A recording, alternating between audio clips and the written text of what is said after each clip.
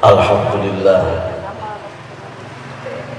alladzi arsala rasulahu bil huda wa dinil haqq liyudhhirahu 'ala dini kullih wa kafa billahi shahida. Asyhadu an la ilaha illallah wahdahu la syarikalah wa asyhadu anna Muhammadan abduhu wa rasuluh. Qala Rasulullah sallallahu alaihi wasallam,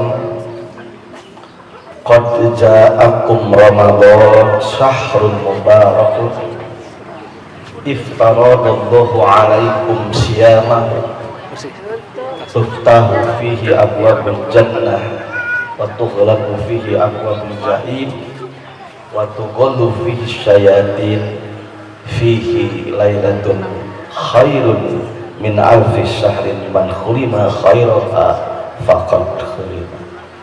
Rawahu Ahmad. Ikhwatu iman, alhamdulillah di pagi yang cerah ini mudah-mudahan secerah hati kita Bu ya, walaupun tidak piknik. Alhamdulillah kita masih semangat untuk mengkaji ayat-ayat Allah dan sunnah Rasulullah SAW.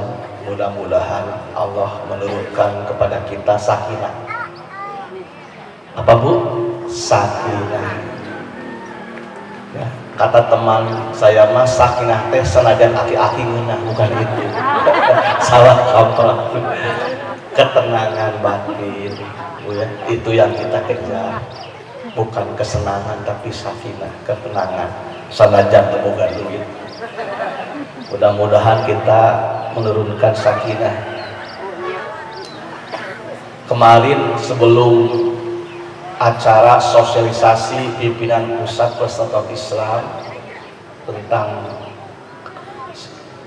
awal kalender Hijriah dan awal Ramadan, ada yang ngejapri Ustad Ali persisten bade iraha ngawitan saum teh gitu ya. Da usah kita aya pegangan dan ada surat edaran yang kitu we nya isaal di kapupur ge saumna 1 Ramadan. Cari aman deui san jawabanna kitu. Nya kaping sabaraha bari amek kan we. Usahna sakeureuy wae kaping sabaraha nya tuh antos. Alhamdulillah sudah keluar surat edaran, yaitu insya Allah kita akan melaksanakan saum di tahun ini tanggal 2 April saja, hari Sabtu. Seiring dengan adanya kriteria di kalangan negara-negara ASEAN Mabib bahwa kriteria masuknya hilal itu hampir sama dengan kriteria yang dirumuskan oleh ulama kita, Dewan Hisab dan Ruqyah. Jadi alhamdulillah, karena problem di Indonesia itu ketika memasuki 1 Ramadan dan 1 Syawal adalah adanya perbedaan, padahal satu wilayah. Itu yang jadi masalah ya. Tongwaka satu wilayah, sarumah ge lebarannya beda. Minantu jeung mertua beda lebaranna. Ina ikut kadia itu tidak bisa diterima oleh dalil syariat. Kalau beda wilayah mah harus beda, Indonesia dengan Arab mah. Tapi ari satu kampung saewe mah nya beda lebaran gitu. Berarti beda bulan gitu. Nah ini alhamdulillah, mudah-mudahan kita memulai 1 Ramadan itu sama serentak ya. Ustadz memberikan amanah, Ustadz urang ngabahas Ramadan we dan ekonomi. Mangga orang sambung-sambungkeun ya. Insya Allah, karena salah satu persiapan menghadapi bulan Ramadan itu yang pertama Bu, ketika kita menghadapi bulan Ramadan, persiapan apa Bu? Persiapan ilmu. Ibu dan bapak teh insya Allah lah mengikuti Liga Ramadan atau sabaraha kali deh ya. Ai Persib di tahun sabaraha mengikuti liga teh. Tah kita pun sama, dah Ramadan mah akan terulang terus. Di antara 12 bulan ada 1 bulan yang Allah ingin memberikan tarbiyah kepada umatnya. Jadi ini kurikulum lagi dan kurikulum nasional Bu. Ramadan itu kurikulum dari Allah langsung. Target dari pendidikan ini jelas, tadi Ustaz menyampaikan la'allakum tattaqun, salah satunya agar kualitas ketakwaan kita meningkat. Wa antasumu khairul lakum in kuntum ta'lamun, agar kita tambah ilmu. Bulan Ramadan itu banyak tadarus, banyak pengajian, banyak kajian, agar kita menjadi orang yang terus bersyukur, jangan ngeluh terus gitu ya. Bapak nawe dicekokan terus. Biasanya syukur kaidahnya dengan duit ya. Nah, dengan puasa ini mendidik kita untuk selalu bertambah bersyukur. Dan yang terakhir, agar nanti yang ahli saum ini mereka la'allahum yasud, agar mereka menjadi orang-orang yang dewasa, tambah bijak. Mudah-mudahan target Ramadan kita tercapai ya. Semakin usia kita bertambah, semakin ketaatan kita kepada Allah bertambah. Itulah disebut dengan berkah. Kenapa Rasulullah menyebutnya qad ja'akum Ramadan sahrun mubarak? Akan datang kepada kamu bulan Ramadan, bulan yang mubarak, penuh berkah, penuh kebaikan. Nah, saya akan membahas ini ya, berkah secara ekonomi dan berkah secara itu. Bu, berkah itu artinya ada 4 secara bahasa. Yang pertama, berkah itu artinya aziyadah wan nama wal kathrah, bertumbuh, berkembang. Itu sebut dengan berkah. Kalau berkah itu nempel kepada sesuatu, maka itu akan tumbuh, berkembang. Kalau toko ibu berkah, toko teh terus Bu. Asetnya teh bertambah. Dengan toko ini bisa mensekolahkan anak-anaknya, alhamdulillah. Kalau warung ibu berkah, warungnya terus bertambah. Ya, ada warung tiap dihitung tiap bulan tes lieur kunaon barang dagangan bea tapi duit eueuh. Perlu dikoreksi. Berkah terus. Ya, hartanya tambah, anaknya bertambah, istrinya itu mah abi nu moal pipilueun sensitif, abi moal ngabahas Jadi Rasulullah pernah mendoakan salah satu sahabat agar anak-anak dan hartanya banyak. Tidak dimungkiri berkah itu nambah. Ya. Kalau pesantren itu berkah apa? Pesantren itu semakin hari muridnya banyak, alumninya banyak, saloleh semua. Alhamdulillah berkah pesantren. Ya. Pesantren-pesantren yang ada di bawah pimpinan Persatuan Islam, alhamdulillah saja berkah. Diniyah, Sanawiyah, Mu'alimin. Dulu saya di Setaipi mahasiswa cuma 5 orang, 10 orang. Sekarang alhamdulillah 1.600 mahasiswanya. Ada kepercayaan, berkah itu teh. Secara bahasa berkah, tumbuh, berkembang. Mudah-mudahan bulan Ramadan ini membawa keberkahan, nambah ketaatan kita kepada Allah. Bukan nambah baju baru, bukan itu saja. Yang kedua, berkah itu artinya al-lujum was-subut, sesuatu yang abadi, netap, berkesinambungan. Kalau berkah itu nempel kepada sesuatu, maka kebaikan itu nempel. Kalau berkah itu nempel kepada anak kita, maka anak kita soleh, patuh, dan tidak pernah lupa mendoakan kepada kita. Berarti anak kita berkah. Kalau berkah itu nempel ya ke ilmu seseorang, ilmunya nempel dan ilmunya diamalkan dan ilmunya ini bermanfaat.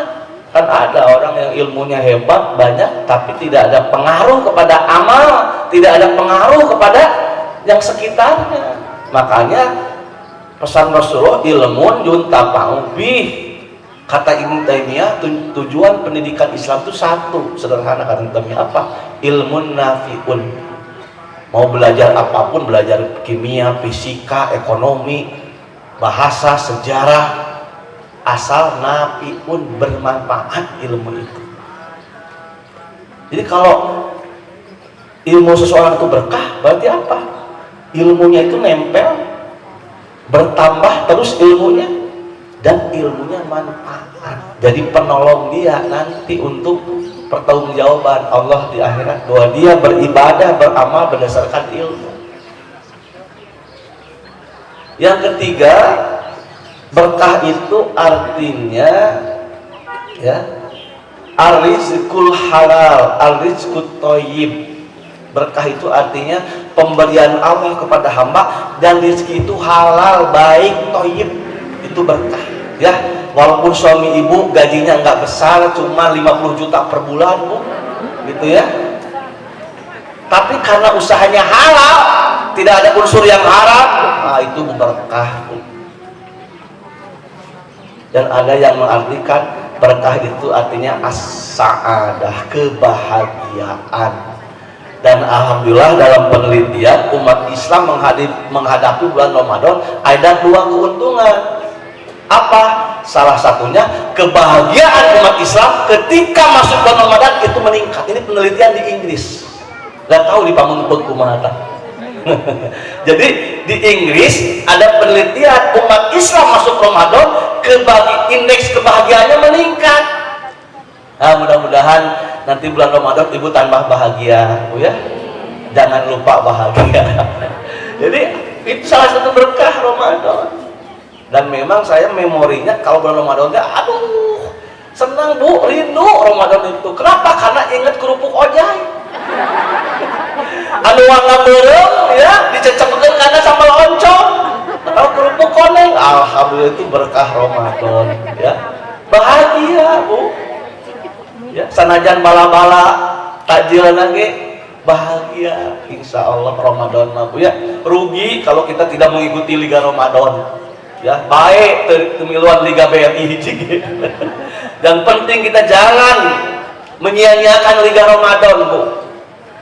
Tapi Ramadan ini jangan sampai sekedar ritual, tapi tarbiyah, pelatihan, pendidikan. Nah, kenapa Ramadan itu disebut bulan yang berkah Bu? Berkah itu ada dua. Ada berkah yang sifatnya diniyah, agama, Al-Quran, Sunnah, bahwa ini adalah berkah berdasarkan nilai-nilai keagamaan, ini berkah mendatangkan kebaikan. Ada berkah yang sifatnya duniawiyah, keduniaan, yang sifatnya diniyah. Bagaimana? Menurut Al-Quran itu berkah. Salah satunya adalah menurut Al-Quran, Al-Quran itu berkah, membawa kebaikan. Jangan khawatir, anak-anak kita yang senang baca Quran, yang hafal Quran itu membawa kebaikan Bu, cahaya ya. Menurut Al-Quran ya, kota Mekah itu berkah. Jadi fenomena berkah itu kadang-kadang sesuatu yang menurut kita tidak baik, padahal menurut Allah itu berkah. Contohnya kota Mekah. Kota Mekah ini sangat bersejarah kelahiran Nabi Ismail, tempat di mana dilaksanakannya puncak ibadah kita, haji. Kenapa berkah? Padahal kota Mekah itu gersang tandus, jauh atulah jeung Pamengpeuk jeung Banjaran mah. Ya, nanam bonteng jadi bonteng, nanam cabai jadi cabai di kita mah. Tapi apakah dijamin tanah yang subur akan melahirkan kesejahteraan penduduknya? Ternyata belum tentu. Buktinya kota Mekah ini tandus, tetapi doa Nabi Ibrahim agar kota ini aman, berkah, banyak yang sujud di sini, lalu Allah mengabulkannya dan Allah memberikan kemuliaan kota Mekah ini. Ibadah di sana seperti kita ibadah di bulan Ramadan berlipat-lipat.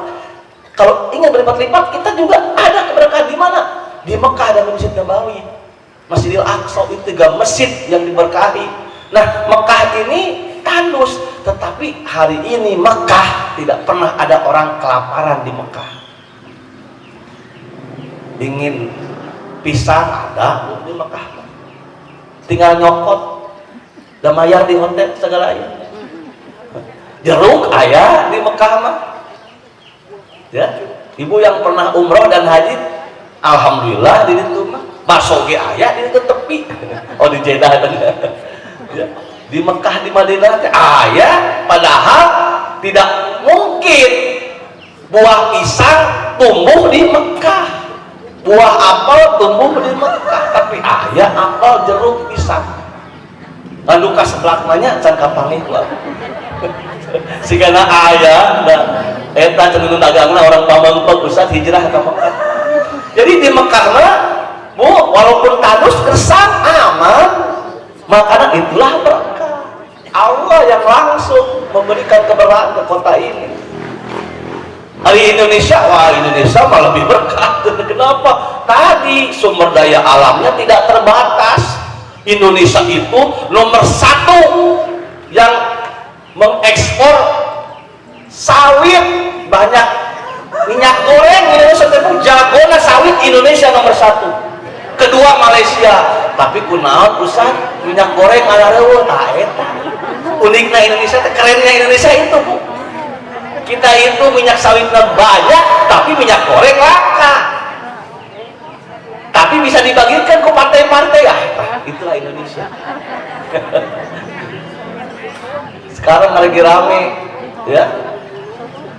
Panik masyarakat kita itu urusan minyak goreng. Bu, udahlah. Kalau minyak goreng langka kembali kita ke jadul zaman dulu, kurang rebus-rebusan ya Bu. Lebih sehat. Ya. Tong maksakeun. Kalau di Jerman ketika tidak ada minyak sawit, minyak goreng dari sawit, mereka sudah punya penelitian, ternyata dari hilir. Hilir Jerman itu ternyata melahirkan minyak dan lebih bagus kualitasnya. Itu di Jerman, makanya mereka tidak ada sawit, dia ternak hilir. Lalu hilir ini diperas dan sarinya bisa jadi minyak goreng seperti zaitun kualitasnya. Nah, orang lain suka begitu. Nah, ibu-ibu kumaha tuh lamun minyak goreng langka eta bala-bala kumaha bisa gitu. Nah, ini butuh penelitian ya dari kita. Nah, kita itu kadang-kadang aneh, kita itu subur tetapi belum tentu rakyatnya sejahtera. Tetap saja angka kemiskinan bertambah, pengangguran di mana-mana. Yang terakhir apa? Problem ekonomi yang paling kita hadapi adalah kesenjangan. Yang kaya makin kaya, yang miskin makin rusak. Itu problem ekonomi. Padahal kita secara wilayah subur. Tapi kota Mekah, kota Madinah di bawah Arab Saudi tandus kering, tetapi mereka sejahtera dan kaya. Padahal sumber daya alam cuma satu, gaduh minyak bumi. Dengan kekuatan minyak mereka menjadi negara petrodolar. Nah, itulah berkah. Kadang-kadang berkah itu tidak sesuai dengan pikiran kita. Bisa jadi orang yang usianya pendek itu berkah dibandingkan dengan usia kita yang panjang. Belum tentu usia yang panjang seperti kita ini, ibu 60, 70, dibandingkan dengan orang yang usianya pendek. Mudah-mudahan kita berkah dengan tambah usia ini, tapi belum tentu jaminan. Bisa jadi orang yang usianya pendek berkah. Kenapa? Karena usia pendeknya berkualitas, penuh ketaatan. Itulah Mus'ab bin Umair, sahabat Nabi, sabiqul awalun, seorang remaja, anak sultan, anak orang kaya, orang yang paling ganteng, tampan, rambutnya rapih, tetapi seketika remaja berani berbeda dengan keluarganya, menjadi pengikut Nabi Muhammad. Di Darul Arqam dia senang mendengarkan Al-Quran, Rasulullah mengaji, akhirnya dia masuk Islam. Padahal masih remaja, tapi dia memilih jalan yang menurut masyarakat itu adalah agama baru. Itulah Mus'ab bin Umair. Sampai dia pernah yang ia khawatirkan, saya takut ketahuan oleh ibu saya. Tapi akhirnya ketahuan, akhirnya ibunya menyekap Umair, dipenjara, dicangcang. Dia marah kenapa menjadi pengikut Nabi Muhammad. Akhirnya dia dengan izin Allah bisa kabur dan ikut hijrah bersama sahabat lainnya ke Habasyi dan ke Madinah. Dan Mus'ab bin Umar ini terkenal sebagai as-safir bil Islam, duta pertemuan 12 orang jamaah umat Islam. Maka Mus'ab dikirim oleh Rasulullah untuk menjadi dai pertama dalam Islam. Banyak orang Madinah tertarik masuk Islam gara-gara Mus'ab. Kenapa? Karena masih remaja, cerdas, good looking, ya, bertampilan baik, bisa menjelaskan Al-Quran dengan baik. Banyak orang yang tetap Islam di Madinah dengan sosok Mus'ab bin Umair. Perang Badar beliau ikut, dan di perang Uhud wafat dalam keadaan tentunya syuhada. Dia memegang kaki Rasulullah SAW, tangan kanannya ditebas oleh musuh, tangan kirinya ditebas, dan akhirnya meninggal ditombak oleh musuh. Syuhada bersama paman Nabi Hamzah. Mus'ab bin Umair, menurut sebuah riwayat, beliau meninggal pada usia 40 tahun, masih muda. Ustadz di kita banyaknya ustadz kita yang muda wafat, yang mudah-mudahan berkah. Belum tentu yang usia panjang itu berkah, ya. Bisa jadi orang yang usianya pendek itu berkualitas. Orang memandang sehat itu berkah, iya, insya Allah kita sehat berkah, tapi belum tentu. Kadang-kadang sakit itu mendatangkan keberkahan kepada seseorang, dan Allah memberikan contoh itu kepada sosok Nabi Ayub alaihissalam. Beliau diuji oleh Allah menurut riwayat Imam Malik, ya, bahwa Nabi Ayub itu diuji dengan sakit kustanya, sakit kulitnya itu kurang lebih 18 tahun. Dia dulu orang kaya, asetnya banyak, ternaknya banyak, satu kampung minta makan tiap hari bisa. Dermawan Nabi Ayub itu. Istrinya setia, anaknya 12. Allah uji Nabi Ayub, datangkan musibah, hartanya habis, putra-putranya 12 orang meninggal semua, bayangkan Bu. Dan akhirnya diuji, sudah dimiskinkan oleh Allah, lalu didatangkan penyakit. Yang setia hanya istri dan 2 saudaranya. Sampai istrinya pernah capek ngalahinan wae, cing atuh ka nyungkeun ka Allah, ngadoa ka Allah, cing sembuh atuh kuat kecil teh. Nabi Ayub teh ceu atuh cing atuh kang teh era ka Allah. Kita itu 70 tahun sudah diberikan kenikmatan oleh Allah, harta banyak, tidak pernah kekurangan, bahkan berlimpah. 70 tahun kita hidup senang, masa diuji dengan sakit seperti ini kita langsung minta kesembuhan, cing era atuh ka Allah teh. Sampai begitu kalau istrinya minta-minta teh, ngadoa cing sia kalem tos tarima. Justru Nabi Ayub ketika sakit, walaupun tubuhnya sebenarnya sudah mati karena penyakit kustanya, sampai belatung pun nempel, tapi ruhnya masih hidup. Selama ruh ini ada, maka beliau tidak pernah bosan untuk berzikir, ibadah kepada Allah. Sakitnya itu mendatangkan berkah, tambah taat kepada Allah. Ayo bangsa urang kayak diuji ku 10 poe di imah, ya. Kemarin semua kena, saya juga tahu lah, ngaku lah. Bila lagi 7 poe 10 hari, paledog, panas tiris, ngeyeona langsung. Ya Allah, cing atuh Nabi Ayubnya 18 tahun Pak diuji sakitnya, orang 10 hari langsung ambek-ambekan, ya. Alhamdulillah insya Allah sehat lah. Kata orang lain kan Omikron kan, anggap aja ya, tambah pegel linu aja lah, udah. Bu ya, mudah-mudahan kita semua tidak ada lagi virus-virus seperti itu.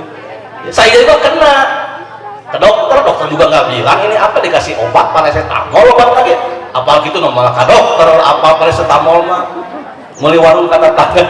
Artinya insya Allah tidak berat, kita harus optimis, kita belum seberapa, ya. Mudah-mudahan sakit ini mau berkah. Belum tentu orang yang gajinya besar itu membawa berkah Bu. Ada teman saya gajinya sudah 30 juta tapi riweuh jeung riweuh panggilnya, loba kakurangan gitu ya. Tapi teman saya ngajar di pesantren, gaji 2,5 juta, alhamdulillah Bu, riang gembira, ya, karena tiap hari ngasuh budak jadi gembira terus. Jadi hikmahnya jadi ustadz, guru, pendidik jangan khawatir. Kata penelitian psikolog, kalau ingin awet muda jadi guru Bu, jadi guru, ya. Mudah-mudahan gurunya tersertifikasi, ya.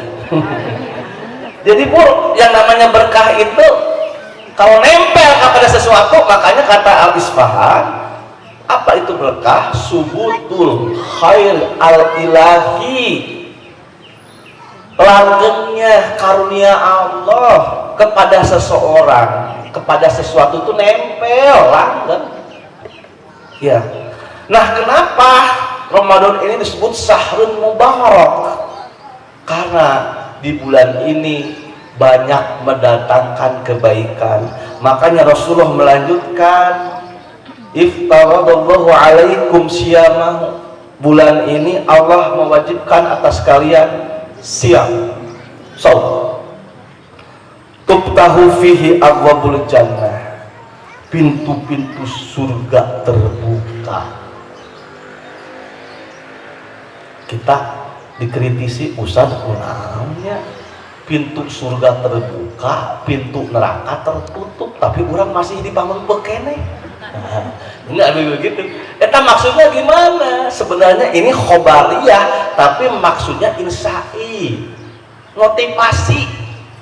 Maksud pintu surga terbuka, pintu neraka tertutup itu motivasi supaya kita mengejar amal kebaikan. Dan Ramadan moal berkah atuh lamun Ramadan sare deui, tarawih malas, tadarus henteu, moal mendatangkan kebaikan atuh.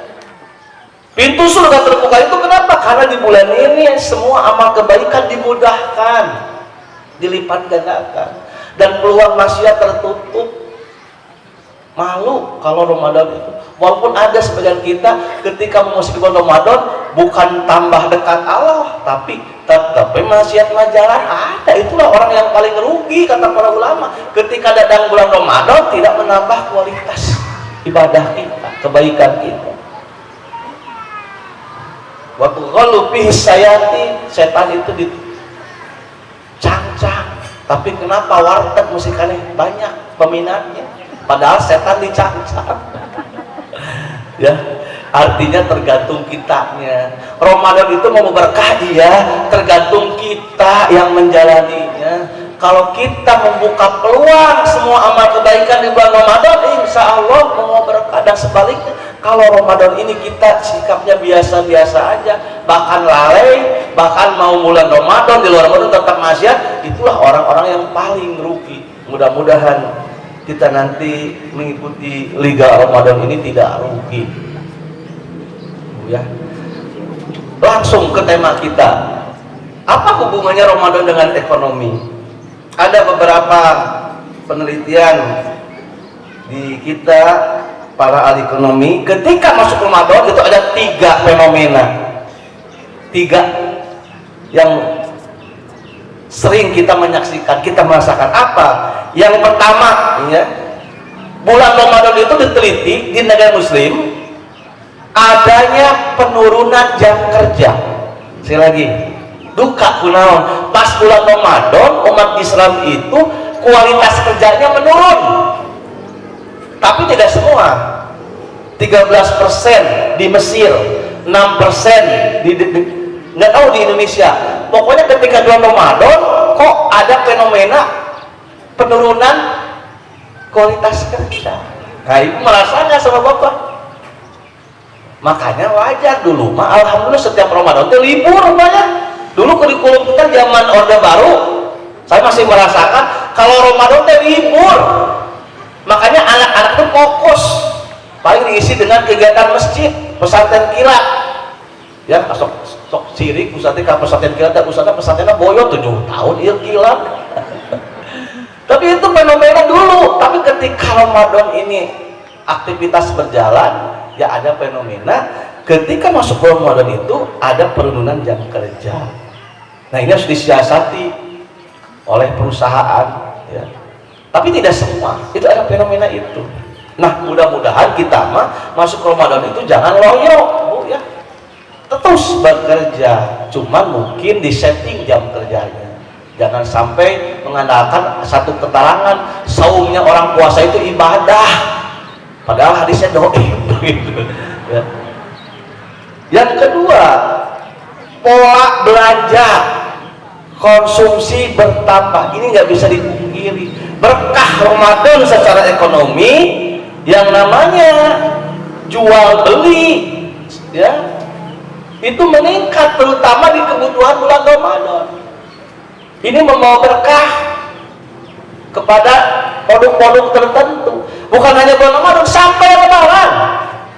Semua para pedagang, pebisnis tahu lah momentum Ramadan ini membawa nilai tambah terhadap pendapatan mereka.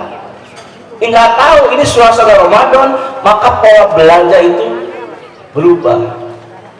Tetapi ingat, kita jangan sampai masuk kategori berlebih-lebihan. Tetap ada teori begini ya, keuangan keluarga mah. Pertama, manajemen ekonomi keluarga begini Bu. Satu, ya, al-kasbut thayyibah. Kalau kita ingin berkah Bu ya, keuangan rumah tangga kita, pertama al-kasbut thayyibah. Harus pendapatan kita, usaha kita itu baik, halal. Itu satu. Karena kalau dari hal haram tidak akan mau berkah. Yang kedua, al-iddikhar. Bapak, ibu harus punya tabungan. Ya. Harus punya apa? Tabungan. Yang kedua, al-infaq al-muqtasyid. Belanja itu harus moderat, pertengahan. Jangan sampai boros, jangan sampai pelit. Jadi ajaran Islam itu biasanya moderat, ausatuha, sebaik-baiknya perkara di tengah. Jadi kalau ibu belanja jangan sampai boros, ya.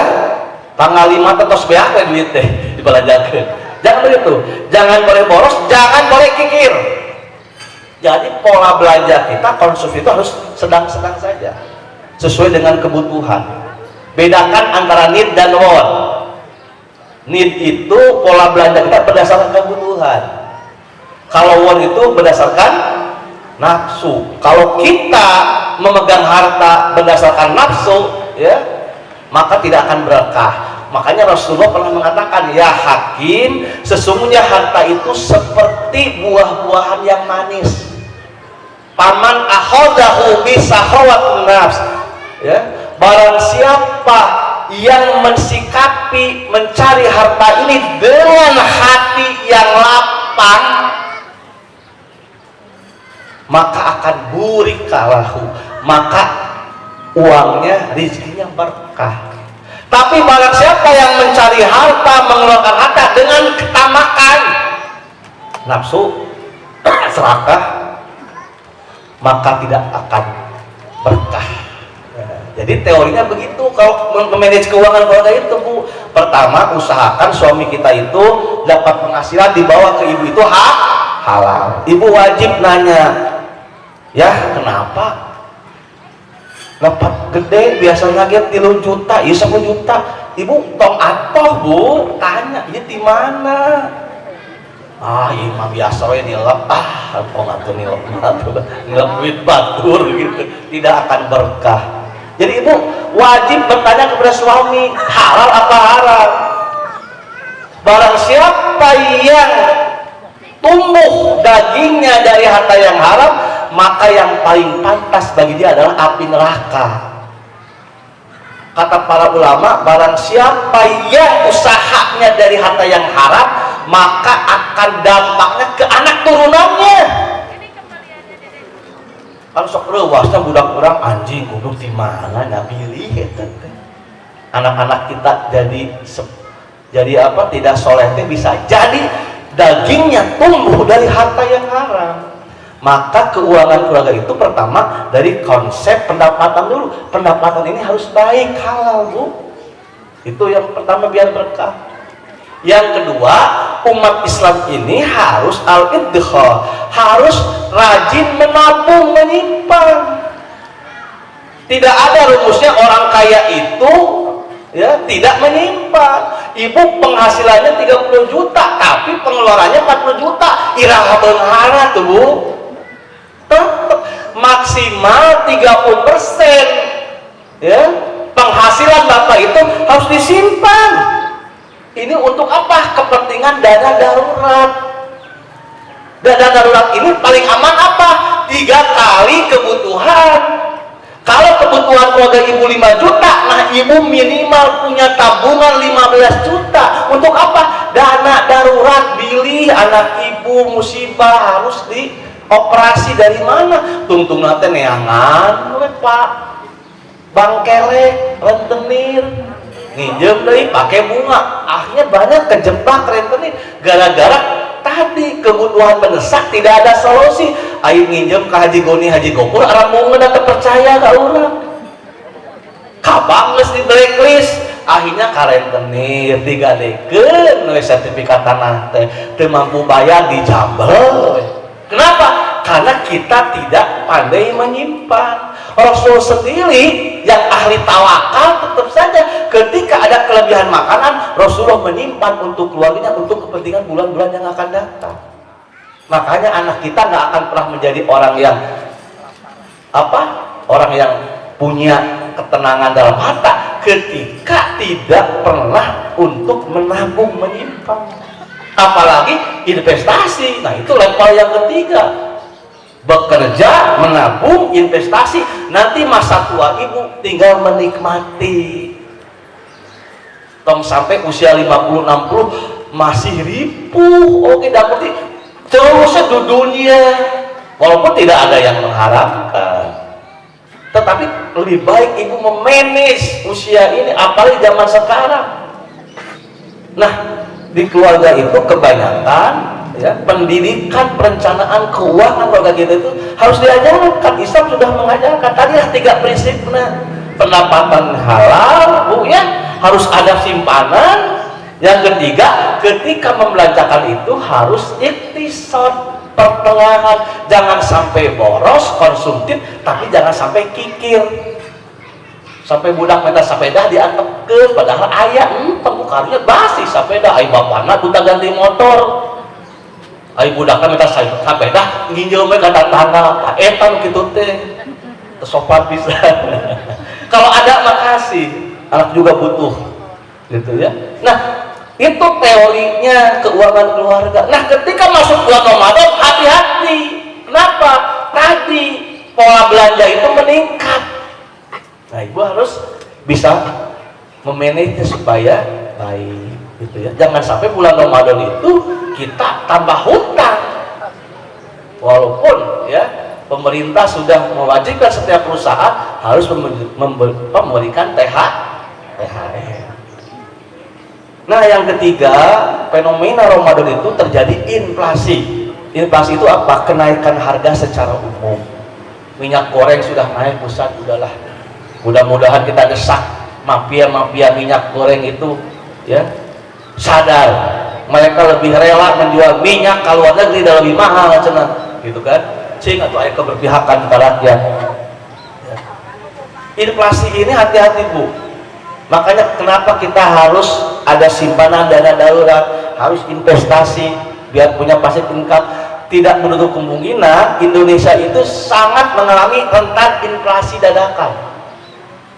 Pernah kejadian dulu 9798 ketika dolar naik, dolar naik kok dampak ke Indonesia terjadi. Saya dulu pernah keluar dari pesantren Penjagalan mau ke Mesir, sudah siap ongkosnya dulu 4 juta biaya tiket pesawat itu pulang pergi.